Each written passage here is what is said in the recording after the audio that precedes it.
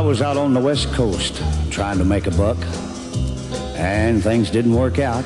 I was down on my luck. Got tired of roaming and bumming around, so I started thumbing back east toward my hometown. Made a lot of miles the first 2 days, and I figured I'd be home in a week if my luck held out this way. But the third night I got stranded way out of town at a cold, lonely crossroads. Rain was pouring down. I was hungry and freezing, done caught a chill, when the lights of a big semi topped the hill. Lord, I sure was glad to hear them air brakes come on. And I climbed in that cab where I knew it'd be warm. At the wheel sat a big man. He weighed about 210. He stuck out his hand and said with a grin, "Big Joe's the name."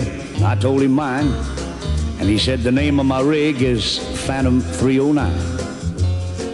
Well, I asked him why he called his rig such a name. He said, "Son, this old Mac can put 'em all to shame. There ain't a driver or a rig a-running any line that's seen nothing but taillights from Phantom 309. Well, we rode and talked the better part of the night when the lights of a truck stop came in sight. He said, "I'm sorry, son, this is as far as you go, 'cause I gotta make a turn just on up the road." Well, he tossed me a dime as he pulled her in low and said, "Have yourself a hot cup on old Big Joe." When Joe and his rig roared out into the night, in nothing flat, he was clean out of sight. Well, I went inside and ordered me a cup, told the waiter Big Joe was setting me up. Oh, you could have heard a pin drop.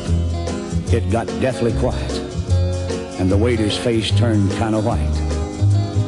"Well, did I say something wrong?" I said with a halfway grin. He said, "No, this happens every now and then. Every driver in here knows Big Joe. But son, let me tell you what happened about 10 years ago. At the crossroads tonight where you flagged him down, there was a busload of kids a-coming from town. And they were right in the middle when Big Joe topped the hill. It could have been slaughter, but he turned his wheels.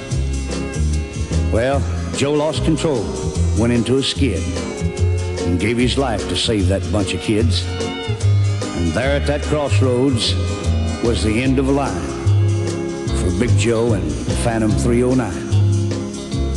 But every now and then, some hiker will come by, and like you, Big Joe will give him a ride. Here, have another cup, and forget about the dime. Keep it as a souvenir from Big Joe and Phantom 309.